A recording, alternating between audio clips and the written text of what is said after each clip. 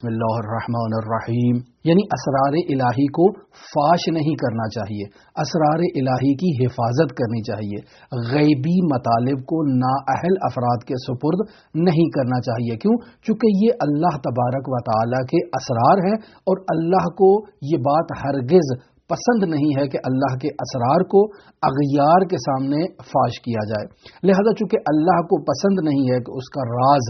نامحرم افراد کے سامنے فاش کیا جائے اور نامحرم فرد اللہ کا راز سن کے اللہ کا ہم راز ہو جائے یا اللہ کے راز کو سن کے اللہ کے حرم میں داخل ہو جائے، اللہ کو یہ پسند نہیں ہے۔ لہذا وہ شخص کہ جو اللہ کے اسرار کو فاش کرتا ہے، اللہ اس کو سزا دیتا ہے۔ ایک سزا یہ ہے کہ اللہ اس کی زبان بند کر دیتا ہے۔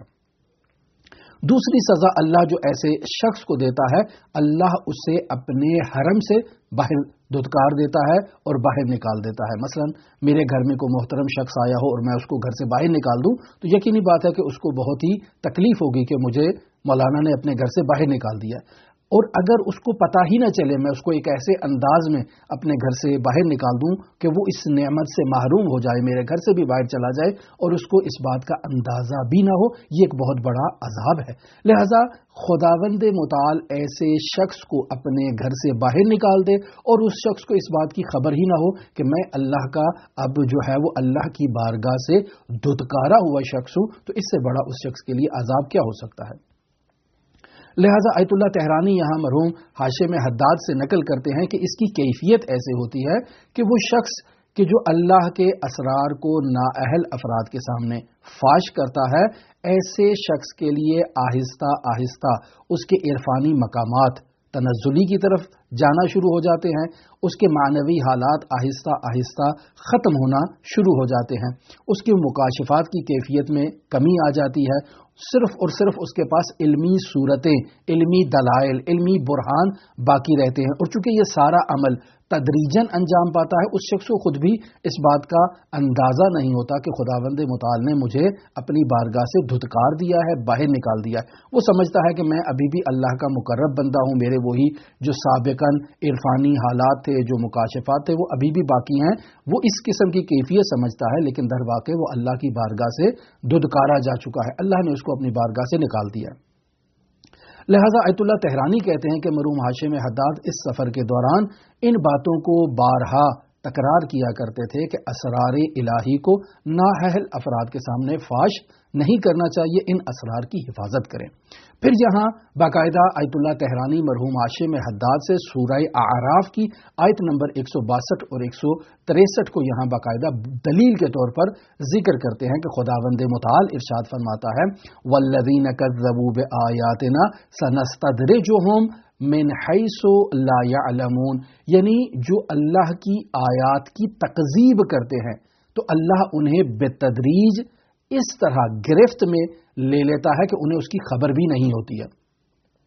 لہذا اللہ کا راز فاش کرنا گویا کہ اللہ کی تکذیب کرنے کے مترادف ہے، یعنی جہاں اللہ کی تکذیب کے مراتب کو بیان کیا جائے گا تو انہی مراتب میں سے ایک مرتبہ اللہ کی تکذیب کا یہ ہے کہ اس کے اسرار کو اور اس کے رازوں کو نامحرم اور نااہل افراد کے سامنے فاش کیا جائے۔ چونکہ اللہ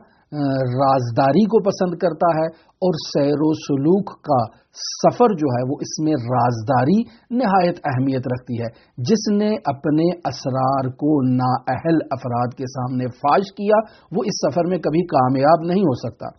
اس سفر میں استاد کا شاگرد کو تعلیم دینا اور شاگرد کا اپنے اسرار اور اپنی جو روحانی کیفیات ہے انہیں صرف استاد کے سامنے بیان کرنا، کلاس میں دوسرے جو شاگرد حضرات موجود ہیں ان کے سامنے بیان نہ کرنا، معاشرے کے دوسرے افراد کے سامنے اپنی کیفیات کو بیان نہ کرنا، صرف استاد کے سامنے بیان کرنا اور کسی کے سامنے بیان نہ کرنا، یہ ہے اللہ کے اسرار جنہیں صرف اہل کے سپرد کرنا ہے، نہ اہل کے سپرد نہیں کرنا۔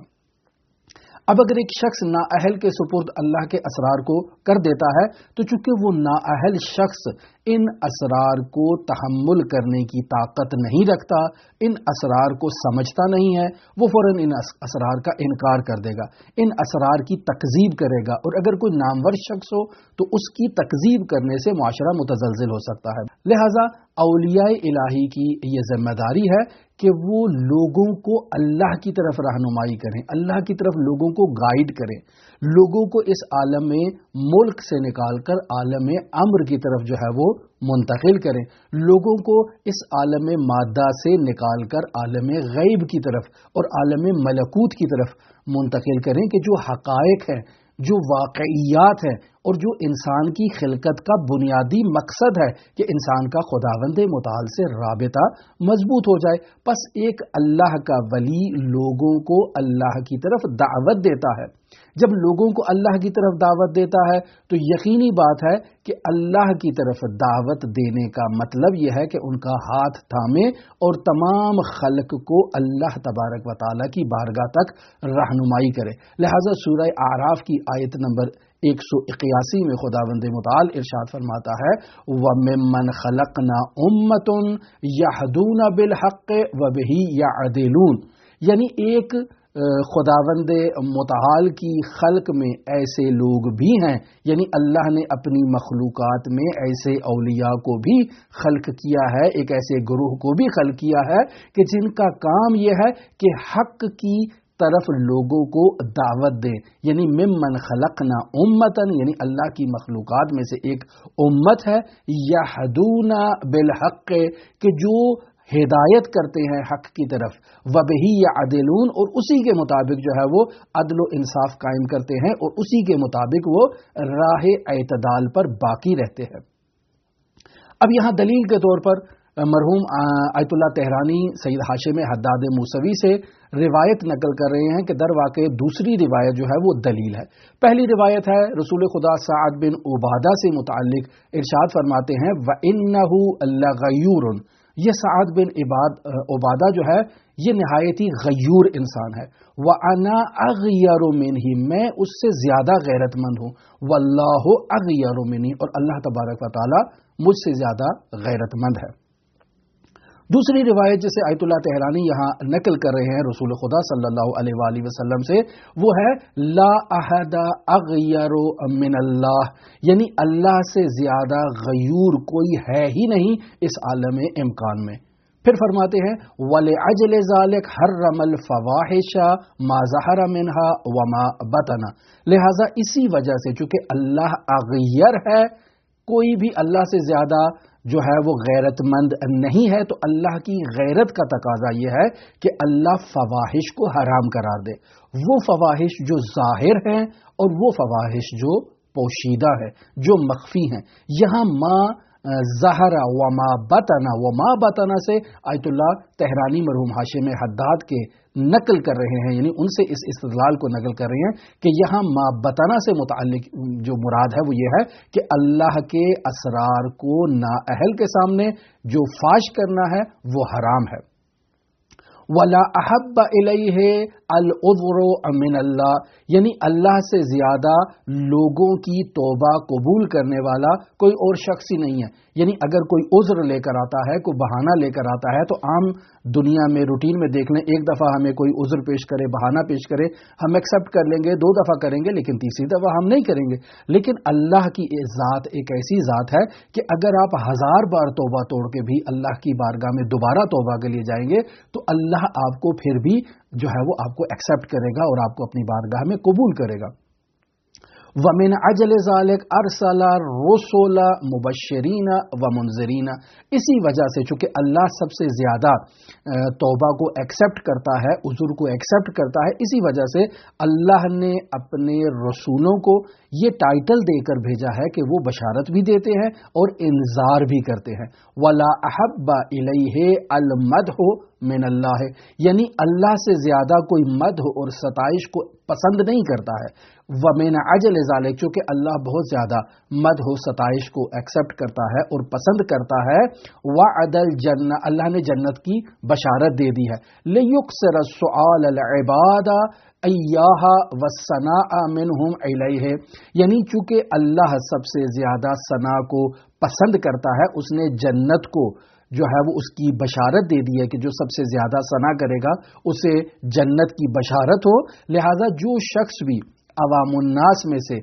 زیادہ اللہ کو سوال کرے گا، اللہ کو پکارے گا اور اللہ کی ثنا کرے گا، اللہ کی تعریف کرے گا، اللہ تبارک و تعالی اسے اپنی بارگاہ میں ایکسپٹ کرے گا. آیت اللہ طحرانی نے یہاں اس کا ریفرنس بھی دیا ہے، یعنی سیرت الحلبیہ کتاب ہے جس کی جلد نمبر 3 ہے. اس کتاب میں غزوہ تبوک کی جہاں بحث کی جا رہی ہے تو اس کی آخری جو پیراگرافس ہیں وہاں آیت اللہ طحرانی کہتے ہیں کہ صفحہ نمبر 169 پر یہ حدیث رسول خدا صلی اللہ علیہ وآلہ وسلم سے نقل ہوئی ہے. اب یہاں آیت اللہ طحرانی نے جو نقل کیا ہے وہ ماں باتانہ سے جو نقل کیا ہے وہ یہی اسرار الہی کو فاش کرنے کی حرمت کو بیان کیا ہے، اور بیان کرتے ہیں کہ غیرت الہیہ اس بات کا تقاضا کرتی ہے کہ اس کا راز رہے اور کوئی اس کے راز کو جو ہے وہ کسی کے سامنے برملا نہ کہے. پس باطنی پستی پر دلالت کرتی ہے اگر کوئی شخص اللہ کے راز کو باہر کرتا ہے. یہ خود سے باطنی پر دلیل ہے، یہ ایک باطنی اخلاقی برائی ہے کہ کوئی شخص اللہ کے راز کو فاش کرے. یہ ایک عقیدتی جرم ہے کہ کوئی اللہ کے راز کو